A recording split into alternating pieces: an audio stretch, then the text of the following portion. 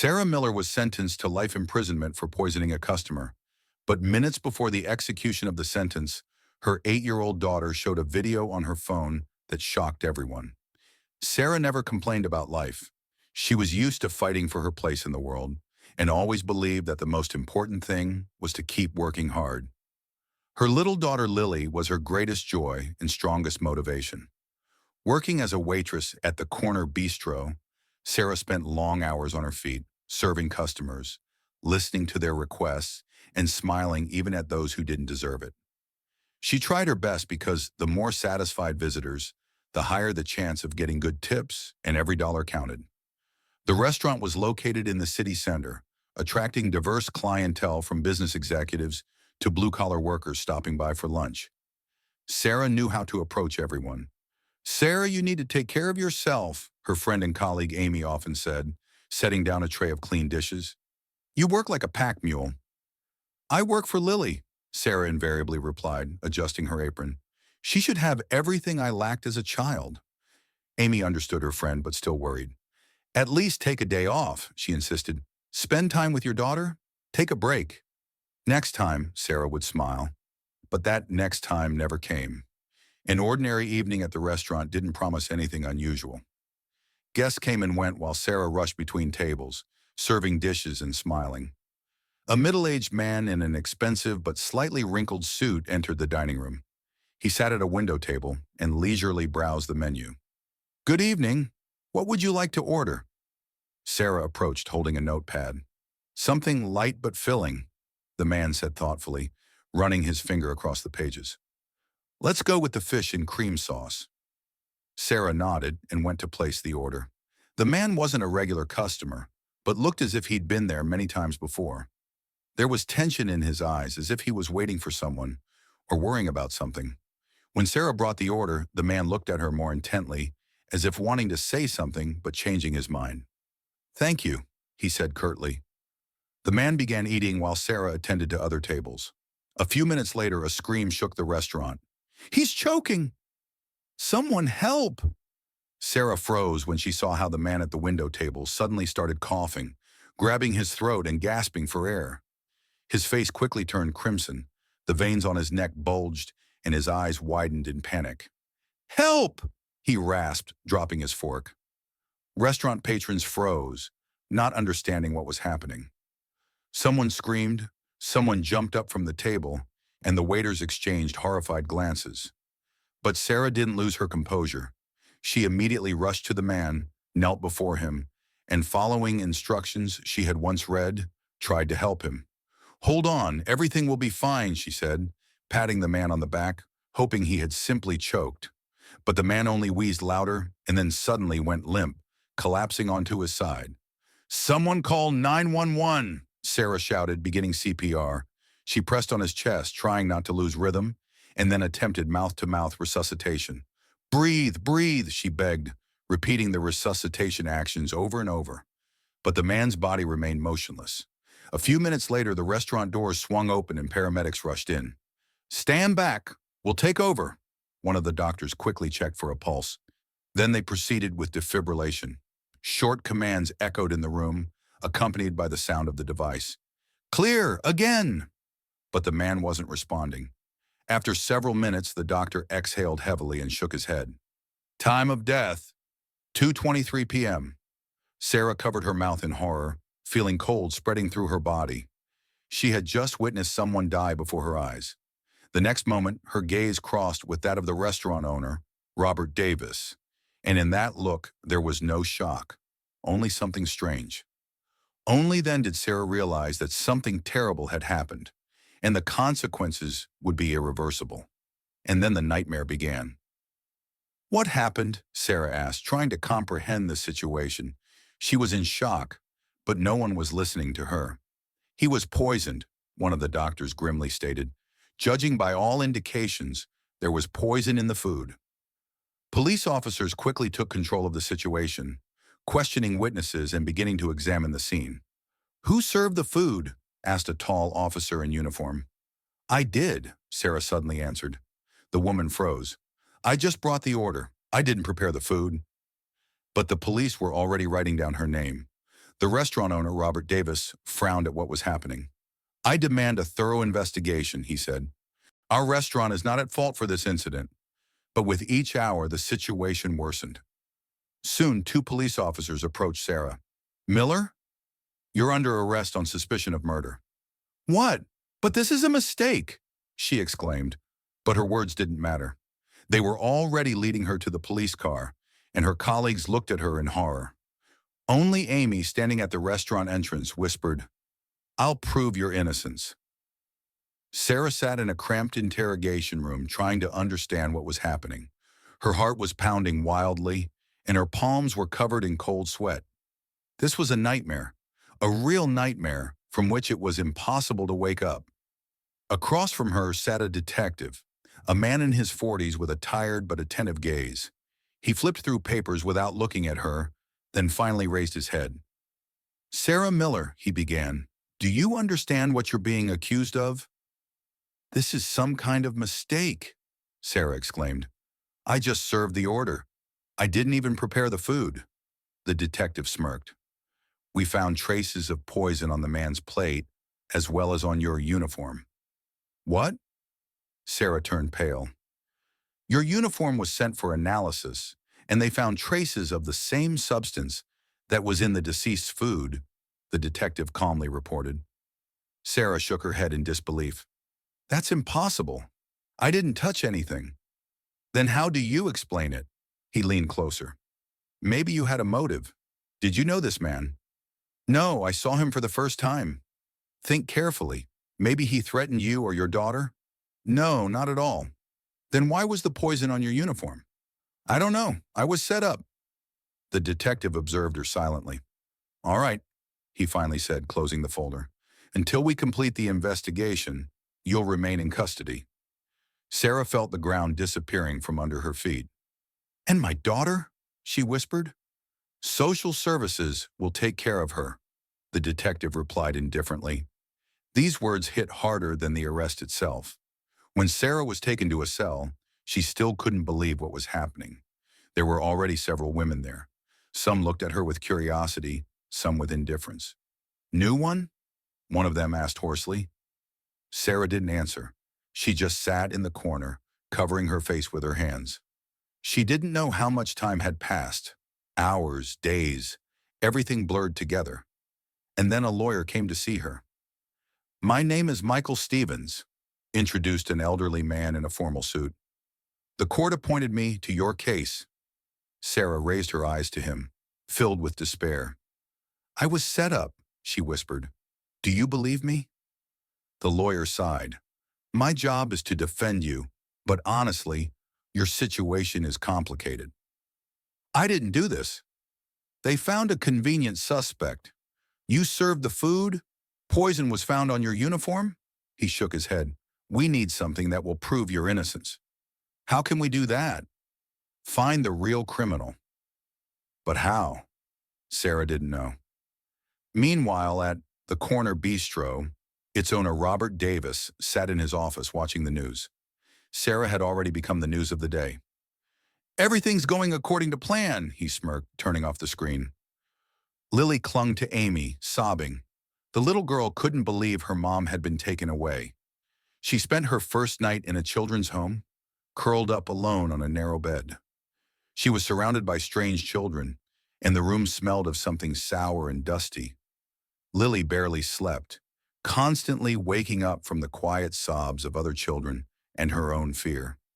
She didn't know what would happen next, when she would see her mom, or if she would see her at all.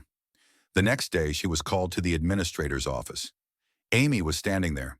"Lily," she said quietly, kneeling before the girl and taking her hands. "You're coming with me." Lily looked up at her with tear-filled eyes. "And Mom?" Amy felt a lump in her throat. "We'll figure it out. Everything will be fine." The girl hugged her tightly, feeling the warmth and familiar scent she knew from the times when Mom and Aunt Amy laughed together in the kitchen. Amy completed the paperwork for temporary guardianship and took the girl home. Now sitting on her lap, Lily wouldn't let go of her hand, as if afraid that if she released her fingers, everything would disappear. "Will they let Mom go?" she asked in a trembling voice. "Of course, you sweetheart," Amy stroked her head. I won't let them keep her there for long. But deep down, Amy knew the situation was complicated. She needed to do something. Sarah had spent several days behind bars. She barely ate or slept. Thoughts of Lily tore at her heart. One day a prison guard came into the cell. Sarah jumped up. When they led her into the visitation room, her heart beat faster. She hoped to see Lily, but Amy was sitting behind the glass. Sarah, she said anxiously. Sarah grabbed the phone. Where's Lily? She's with me. Everything's fine, don't worry. Sarah exhaled in relief. I'll find a way to get you out, Amy continued. This is a setup. I've already started gathering information. Sarah clutched the phone. Robert, he's hiding something. I know. I'll try to find out what exactly. Sarah pressed her lips together. Thank you, Amy. Amy began her investigation. She understood that Robert had shifted the blame to Sarah too quickly. One day, as she was passing by his office, she saw him nervously talking on the phone. Everything went smoothly, he was saying. She didn't even resist. Amy stopped. Yes, she's the perfect scapegoat. She doesn't have money for a good lawyer. Amy felt her heart drop. She knew Robert was involved. When he left, she sneaked into his office. Documents lay on the desk, including a large sum check written to an unknown person. She quickly photographed the papers and left the office, hiding her phone in her pocket. Her heart was racing wildly. Now she had evidence that Robert was involved in the crime, but it wasn't enough. She needed to find out who the check was made out to and what else he was hiding. She decided to be careful. In the following days, Amy began questioning restaurant employees, trying not to attract attention. Some said that Robert had been tense lately, often secluding himself. Lily felt helpless, but wasn't going to just wait. Aunt Amy, I want to help Mom, she declared resolutely. Amy knelt before the girl and took her hands. Lily, I'm doing everything I can. You must believe that soon Mom will return home. I believe, Lily said stubbornly. But what if she's all alone? If she's scared? Amy hugged the girl. We'll find a way to get her out. The next day, Amy went back to work at the restaurant.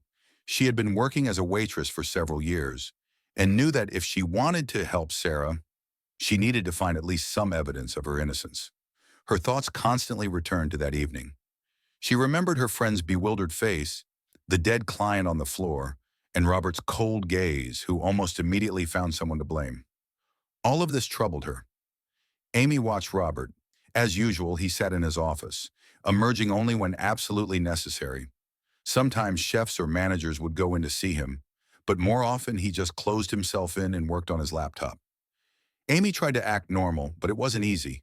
She was constantly distracted, either forgetting to take orders from customers or spilling water when serving drinks. Her supervisor made a couple of remarks. Clutching a tray in her hands each time the office door opened, her heart would clench. She waited for Robert to finally leave, leaving the office unattended. The wait stretched for several hours. Customers changed.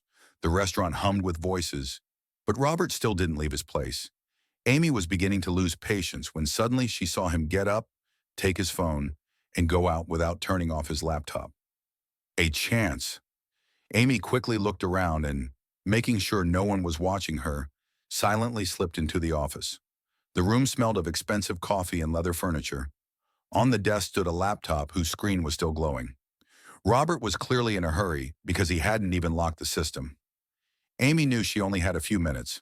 She quickly sat at the desk and began looking through the open files. In one of the documents, she saw the name of the recipient of the money, someone named Jason Turner. "Who are you?" she whispered, copying the information to her phone. But what she found next was even worse. Among the files, Amy found a scanned receipt for the purchase of poison. Her heart stopped. Now she had direct evidence that the poisoning wasn't an accident. But at that moment, footsteps were heard outside the door. Amy barely had time to close the laptop and pretend she was adjusting her bag when Robert entered the office. He looked at her with narrowed eyes. "What are you doing here?" Amy swallowed. "I wanted to leave you a report, but you disappeared somewhere." Robert stared at her for a long time, then nodded. "Fine, leave it on the desk." Amy hurriedly left the office. Everything inside her was trembling with fear, but she knew that now she had real evidence. Now she needed to get it to court before it was too late. Amy returned home with her heart pounding wildly. Her phone now contained evidence: the recipient's name, a receipt for poison purchase, files from Robert's laptop. But this wasn't enough. She needed to show this to someone who could save Sarah. As soon as she entered the apartment, Lily immediately rushed to her. "Aunt Amy, did you find out anything? Will they release Mom?" Amy gently stroked her hair. "Lily, I found something important, but we need to be very careful." The girl frowned. "Can we show it to the judge?" "It's not that simple, sweetie, but we'll try." Lily clenched her little fists. "I want to help." Amy thought for a moment.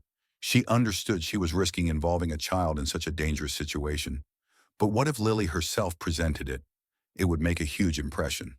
"Okay, but you need to be brave," she said, taking Lily's hands. "Are you ready?" "Yes," the girl replied firmly.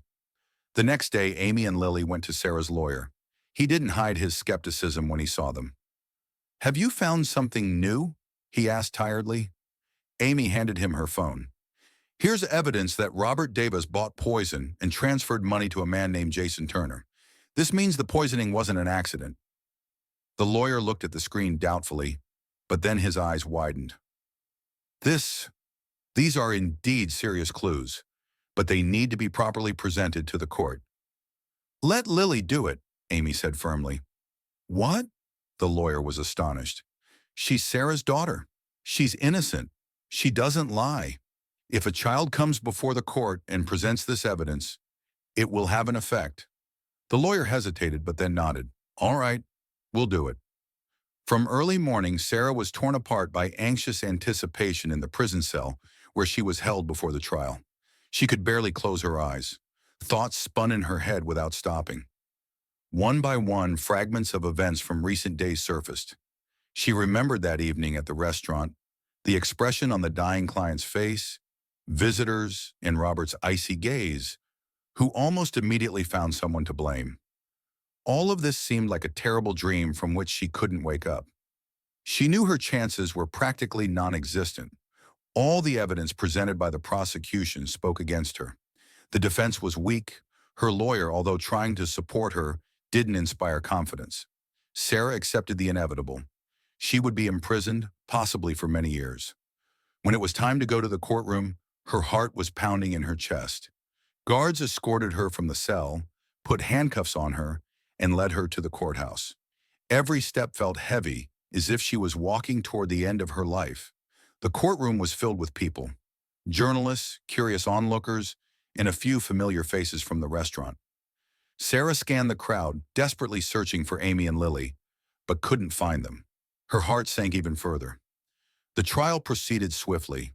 The prosecution presented their case, showing evidence of the poison found on Sarah's uniform, witness statements about her being the one who served the food, and medical reports confirming that the customer died from poisoning. Sarah listened in stunned silence, feeling as if she was watching someone else's life collapse. Her lawyer tried his best, questioning the chain of evidence, suggesting alternative theories, but his arguments seemed weak against the mountain of evidence presented by the prosecution. The defendant, Sarah Miller, had opportunity and means, the prosecutor stated in his closing argument. The poison was found on her uniform. She served the contaminated food. These are undeniable facts. When the judge asked if there was any final evidence to be presented, Sarah felt all hope drain from her body. Her gaze dropped to her hands, folded helplessly in her lap. Suddenly, the courtroom doors swung open. "Your Honor, we have critical new evidence." It was Sarah's lawyer, but he wasn't alone. Behind him stood Amy, and holding her hand was Lily, her little face determined and serious. The judge frowned. "This is highly irregular." "This is a matter of justice, Your Honor," the lawyer insisted. "A child's mother is about to be wrongfully convicted." After a moment's hesitation, the judge nodded. "Proceed." Sarah felt tears well up as she saw her daughter. She wanted to run to her, but the handcuffs and the guard beside her made that impossible. "Your Honor," Amy began, "I've discovered evidence that proves Sarah Miller was framed by restaurant owner Robert Davis." Robert, who had been sitting calmly among the spectators, suddenly straightened in his seat. Amy handed over her phone with the evidence she had collected. These documents from Mr. Davis's computer show he purchased the poison and paid a man named Jason Turner a large sum of money. The courtroom erupted in whispers. The judge called for order, then examined the evidence. This is circumstantial, the prosecutor argued. We can't verify the authenticity of these documents. There's more, Amy said firmly, then knelt down beside Lily. Show them, sweetheart. Lily stepped forward, holding a small tablet. Her hands were trembling, but her voice was clear. I have a video, she said, looking directly at the judge. From the day my mom was working, the judge motioned for the bailiff to bring the tablet forward. The screen was connected to the courtroom's display system, and suddenly everyone was watching footage from what appeared to be a security camera in the restaurant kitchen. The timestamp showed the evening of the incident. On screen, Robert Davis could be seen entering the kitchen when no one was around. He took a small vial from his pocket, opened a plate that was ready to be served, and sprinkled something over the food. Then he carefully placed the vial in Sarah's apron, which was hanging nearby. Sarah gasped. The courtroom fell silent. Where did you get this? The judge asked Lily. I found it, the girl said simply. The restaurant has cameras everywhere. I asked the security guard to show me, and he did. He felt bad for my mom. Amy stepped forward. Your Honor, the security guard gave Lily access because he suspected something wasn't right. He's willing to testify. The judge turned to Robert Davis, whose face had drained of all color. Mr. Davis, would you care to explain this? Robert stood up abruptly. This is a trick. That video must be fake. But the police were already moving toward him. The judge ordered an immediate investigation into the new evidence and postponed the verdict. In the days that followed, the truth emerged piece by piece. Jason Turner was found and confessed that Robert had paid him to help frame Sarah. The victim, it turned out, was an investment partner of Robert's who had discovered financial irregularities in the restaurant's accounts and had threatened to expose him. Rather than face ruin, Robert had decided to eliminate the problem and find a convenient scapegoat. 2 weeks later, Sarah stood outside the courthouse, breathing in the fresh air of freedom. The charges against her had been dropped, and Robert Davis was now the one facing trial for murder and obstruction of justice. Mom! Lily's voice rang out as she ran towards Sarah, who knelt down and opened her arms wide. My brave girl, Sarah whispered, holding her daughter tightly. How did you know to look for the security footage? Lily pulled back, her eyes bright. I remember you always saying the restaurant had eyes everywhere. And the security guard, Mr. Jenkins, he always gave me candy when I visited you at work. He believed in you. Amy approached, smiling through tears. Your daughter never stopped believing you were innocent. She's the one who insisted we look at the security footage. Sarah stood up, keeping one arm around Lily and extending the other to Amy. I don't know how to thank you both. No thanks needed, Amy said, joining the embrace. That's what family does. As they walked away from the courthouse, Sarah felt the weight of the nightmare finally lifting. There would be challenges ahead, healing from the trauma, rebuilding their lives. But for now, she was free, and she had her daughter back. And this time, when Amy suggested she take some time off, Sarah didn't hesitate to agree. What should we do first? She asked Lily as they walked hand in hand under the clear blue sky. The little girl thought for a moment, then smiled. Can we just go home? Sarah nodded, feeling tears of joy spill down her cheeks. Yes, sweetheart. Let's go home. Thank you for listening to this story until the end. Let us know what you think about this story, subscribe to the channel, and share this video with your friends and loved ones. It motivates us to continue working on new stories every day. Don't miss the next incredible story coming soon to your screen. We truly appreciate having you with us. See you soon.